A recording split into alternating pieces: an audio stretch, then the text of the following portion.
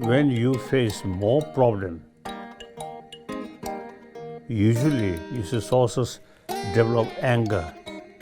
Or that is the best opportunity to practice genuine compassion. Your sort of sense of closeness feeling towards your friend, no problem. Towards your enemy, now that's important.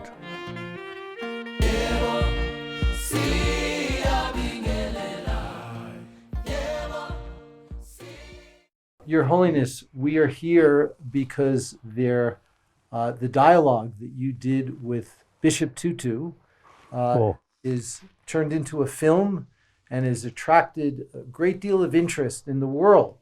And it is one of the ways in which your teachings have been helping many, many people. Bishop Tutu, tell me, okay?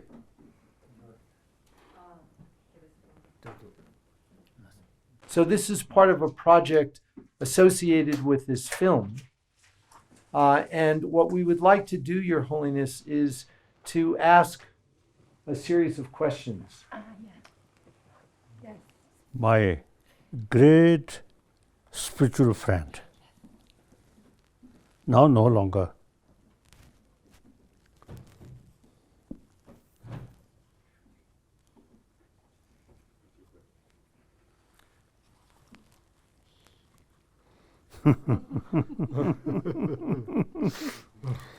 When he came, especially meet me, and he spent a few days here. He wanted to exchange some deeper experiences. So when he landed down in Dharamsala airport, I went, and then So cute. Good friendship.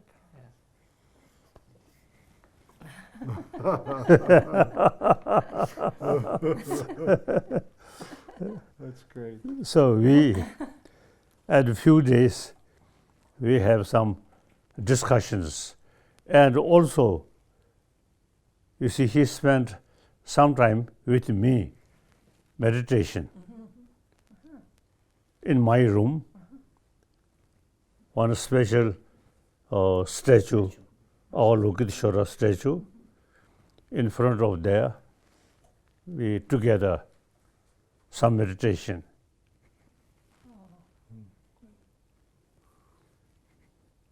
And then, of course, we discuss about heartedness, all these things, and the strength of forgiveness, these things. Then, when we departing, he expressed to me, he as a Christian believe God. So after, at time of death, he thinking God, so go to heaven directly. Dalai Lama no believe God, so go somewhere different place. So, frankly speaking, hell. Later, I told you see this story to some my disciple. They also express, if Dalai Lama go hell, we also come together. They join. So, I really wonderful Bishop Tutu. Well, the friendship that you had with him and the dialogue that you did has affected so many millions of people around the world, Your Holiness. And this project is part of that. And so we'd like to begin by asking you a few questions. Okay. So the first question is, can you tell us what the role of training the mind is in the face of the challenges that we face in the world today? Actually, without a problem, then you see training mind, almost imagination. Without a challenge, there will be no basis for training. So, when you face more problem, usually you see sources develop anger. That is the best opportunity to practice genuine compassion. Your sort of sense of closeness feeling towards your friend, no problem. Towards your enemy, now that's important. So one scripture mentioned the person, so-called enemy, is best teacher of you. Where the possibility develop anger, hatred, that is the best time to reduce that and compassion and respect these sort of people. So that I practice that, very good, very, very helpful. It really gives me inner peace. At the same time, that also I can say inner strength. Then all sort of troublemaker is actually gives you best opportunity to practice compassion. So you must feel grateful all these people. So such practice really very good, very helpful. I come from Amdo. Amdo, usually short temper.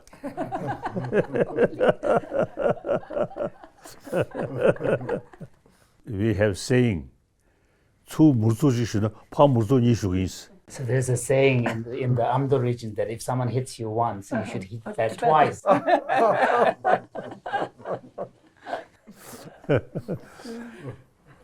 So now,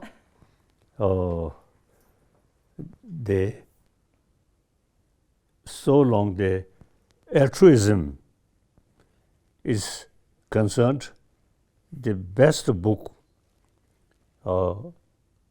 and immense help for me is Shantadeva's book.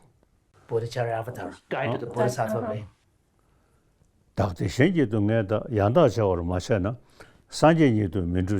If you don't exchange your own well-being with that of others, let alone attainment of Buddhahood, even in this life, there will be no real joy. So, letting go of, weariness, we should ride the horse of altruistic mind and travel from a place of joy to joy. And what discerning person wouldn't want to take on such a journey?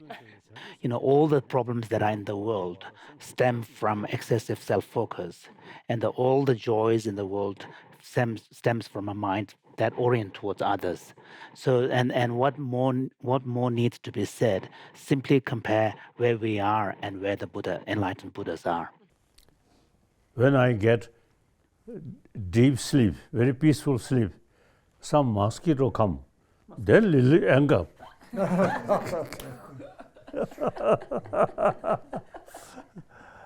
I really feel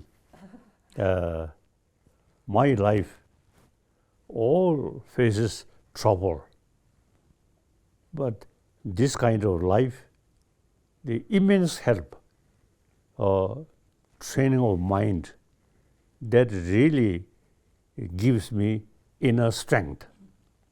And So on top of that, of course, I also contemplate deeply on the teaching on emptiness. I have a question to you because I'm doing research on mental health during the pandemic time, during the last 2 years because of the COVID pandemic. And we measured mental health like anxiety, stress, loneliness, depression, right, in thousands of people. And we can see that it's going up. No, we have what is called a mental health crisis. And another data point is that the youngest among us are the most lonely people at the moment. So the 18 to 25-year-old young people, which usually are social, feel lonely and disconnected. First time in loneliness research that young people are so lonely. And so the question is, how can we cultivate joy and hope in the face of all this huge mental crisis, which is worldwide, and especially in the young people? Physical illness, you need medication. The mental level was the unhappiness. That's entirely depend on training of your own mind. If you train more problem, you gain more inner strength. Keep compassion, altruism. That really gives you inner peace. That also gives you inner strength. So then, any problem, mentally, the more pain, more inner strength.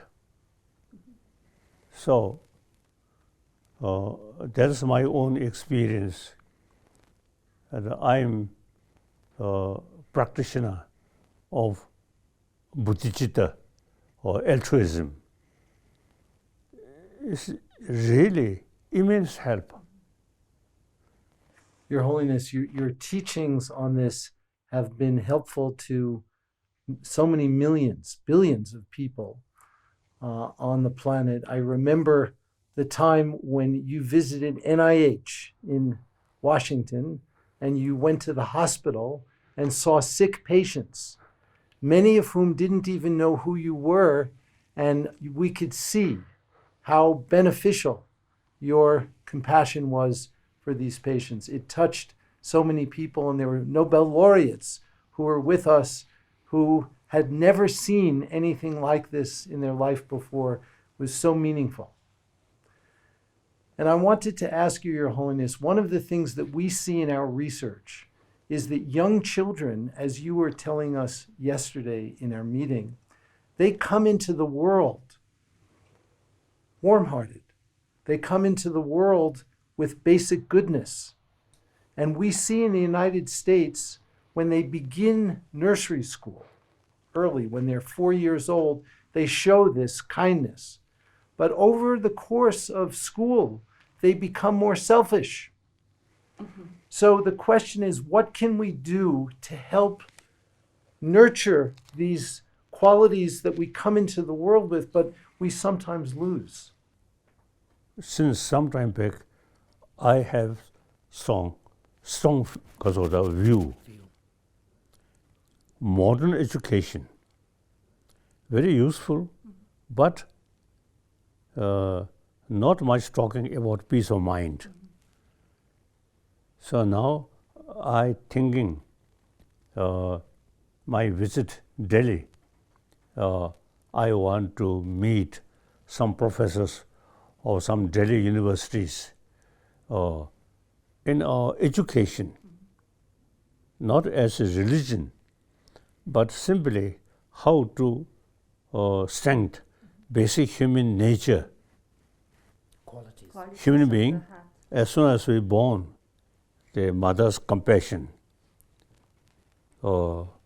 really gives you real basis of survival. And then children, they don't care what religion, what nation, whether poor or rich, so long play together and occasionally little fighting. But basically, you see children, very open mind. Now that very nature, I think in our school, should continue these sort of things. These qualities. Once people join school, then you see these basic value, not much sort of talk, and then you see different nationality, different religion. Then also, you see, I think sense of bad competition or these things come. So I have the view in university, in school, without touching religion, simply how to develop healthy mind and warm-heartedness. Simply, you see, for health reason, talk how to build healthy mind. Yeah, so I have another question complex because I'm a social neuroscientist. So we are studying the interaction between different brains, not just one brain, but like how do I understand your feelings, empathy, compassion, perspective taking, how can I make sense of the other, right? And relationships. And we know that our brains have probably grown bigger through evolution to support actually cooperation and relationships and trust. And I think what we also see in the world is a crisis of trust, right? This is a crisis of people not trusting each other anymore. And so the question I have for you is how can we rebuild relationships, meaningful relationships and trust, and which role have social connectedness and relationship for a joyful, happy life? We are social animal. Yes. Your own interest, your own sort of best way to give you deeper satisfaction is surrounding your, because of the people. As a social animal, we always together. Then if you keep all these people are same human being, we have same right, then I have to serve as much as possible. That gives you genuine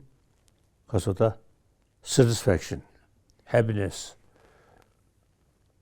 So more opportunity helping other people, that gives you more deep satisfaction. So altruism, the changju yisem sene, shan la pandi tuya lo de randu tuya yakshu resha. So in fact, being altruistic and thinking about others is the best way to fulfill one's own self-interest as well. It's a win-win. You always said it's a win-win situation. Did it? True.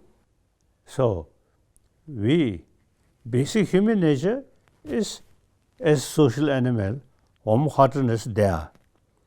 Once join school, education, not much talk. So now in education field, we should have lesson how to build healthy body, meantime healthy mind. Your Holiness, scientific research shows that social connection is important for our happiness. And we'd like to ask you, what role have friendships played in your own life and your own happiness? Like this for friendship. Actually, karuna or compassion really brings you inner strength, inner peace, and that brings many friends. Ultimately, that brings peaceful world. And because you told us many years before, now we are working with teachers in schools, and we are training them in compassion exercise, compassion training, doing studies on that. So your teaching happens already in Europe and in America, and a lot of teachers profit a lot because they, the word burnout. We have a problem that many teachers are in burnout. They are like depressed, they drop out, and they need a lot of compassion as well, right? So this mental training is very, very useful for teachers and for children.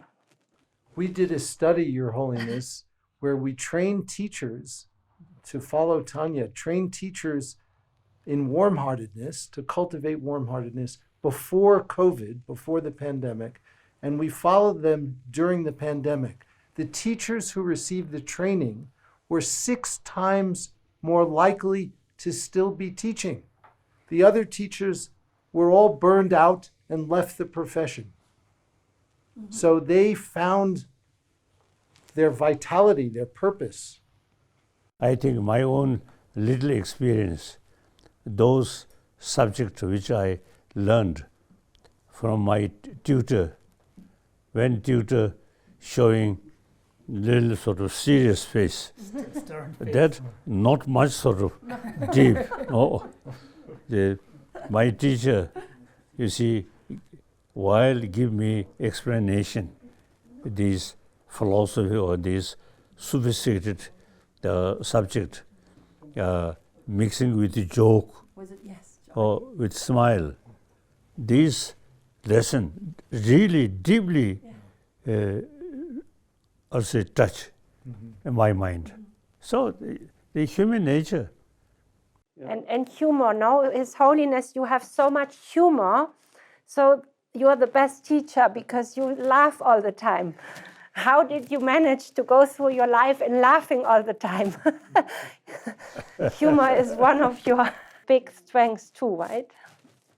Your Holiness, there are so many difficulties today in the world that challenge us. Many, many years ago, you said, and there's a famous quote of yours that I have on the door of my study for 35 years. And it's a quote about never giving up, the importance of never giving up. And I wonder if you can speak with us and give us a message for the future about this issue of not giving up and the importance of hope for the future. We all have the same responsibility to build healthy world. Healthy, not only physical health, but mental health. More compassionate world. If we make some appropriate approach, I think in the past human history, war, First World War, Second World War, killing people and spend a lot of money for weapon. Now this should be past. I really feel very purpose of your life is serving other people, helping other people. I always say 7 billion human beings, actually our brothers, sisters, we have to live together. Thank you so much, Your Holiness. Thank you.